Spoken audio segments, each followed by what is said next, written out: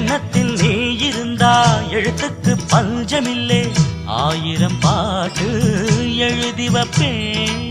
நீ ஒரு பாட்டு பாடிட கேட்டு பூவென நெஞ்சு பூத்ததையா.